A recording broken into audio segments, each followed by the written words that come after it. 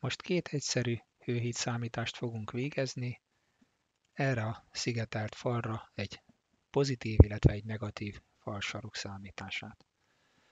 A szerkezetünk a korábbi B30-as téglafalazat 5 cm hőszigeteléssel lett ellátva, illetve ehhez szükséges további rétegek, ragasztók és a külső vakolat.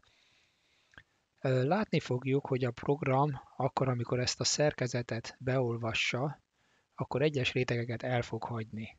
Ezt azért teszi, hogyha itt ránézünk a hővezetési ellenállások értékére, akkor azt látjuk, hogy a hőszigetelés és a tégla mellett a vakolat is már kevesebb, mint 1%-ot jelent, illetve ezek a vékony rétegek még kisebb hővezetési ellenállással bírnak, tehát magában a hővezetésben nem sok szerepet töltenek be, és emellett a vastagságuk is nagyon kicsi, és hogyha ezeket a rétegeket is a számításba fölvennénk, akkor a végeselem hálónk a kis réteg vastagság miatt nagyon aprólékos lenne, teljesen feleslegesen, mert igazából ezek nem befolyásolják a vonalmenti érték számítását. Ennyi bevezető után akkor létrehozok egy szerkezetet pozitív falsarok névvel, ami egy ismert szerkezet, és a típusa az külső hőhíd, és mindjárt a modell elkészítéséhez kezdek. Ez egy pozitív falsarok.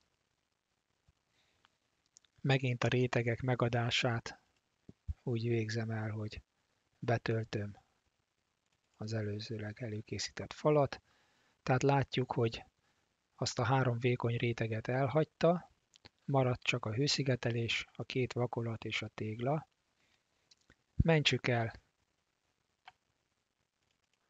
ezen a néven, és nézzük meg, hogy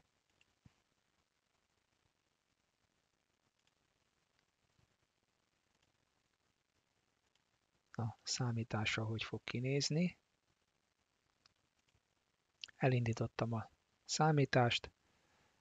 A vonalmenti értékre 206 000 adódott, és hogyha megnézzük a képet hozzá, akkor azt látjuk, hogy zömében a fal meleg, a nagy hőfokás is az a szigetelésben van. Elmentem a képet, és visszalépek a WinBudba, megadom a számolt vonalmenti értéket, és a képet beillesztem. Ezzel ez a pozitív falsarok számítás el is készült. Lemásolom,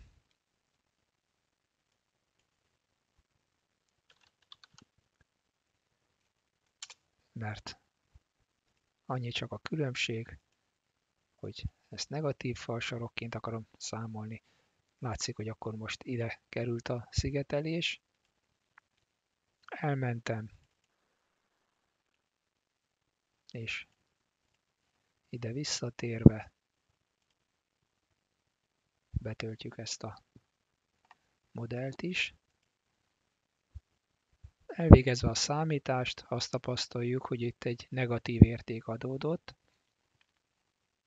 Ennek a magyarázata nagyon egyszerű, hogy miért negatív a vonalmenti érték, ugyanis mi a szerkezetet a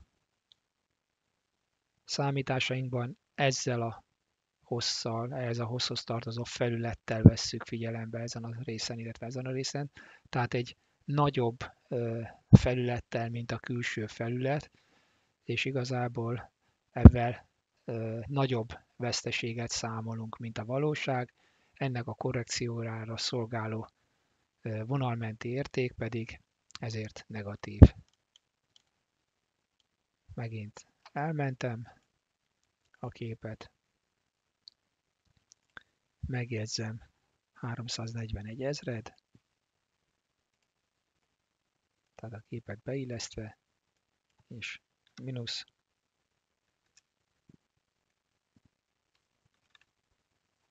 341 ezred megadva. Készen is vagyunk ezzel a két számítással.